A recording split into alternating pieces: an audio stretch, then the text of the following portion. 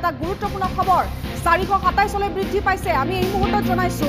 নতুনকৈ 35জনকৈ লোকৰ দেহত আজি পুৱাৰ ভাগতে 35জন লোকৰ দেহত ধৰা পৰিছে কৰোনা 5জন কৰিমগঞ্জ 2জন তিনিচুকীয়া 2জন শিৱসাগৰ 1জন গোলাঘাটৰ আৰু এনেকৈ 6জন কোকৰাঝাৰ সৰ্বমুঠ 35জনকৈ লোকৰ দেহত নতুনকৈ পোৱা গৈছে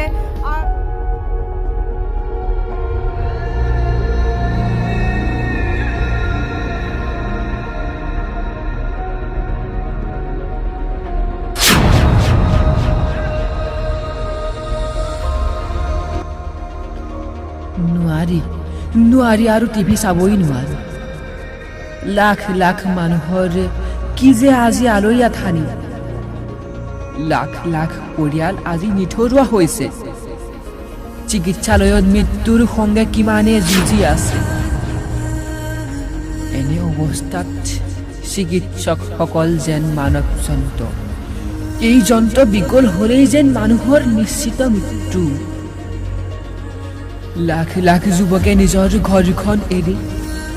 বিদেশত আছেগৈ এমুঠি অন্নৰ বাবে হাহাকাৰ কৰি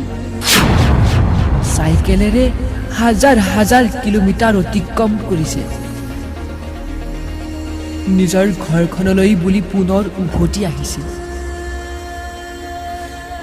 কৰোনা ভাইৰাছে এফালৰ পৰা নিশেষ কৰিছে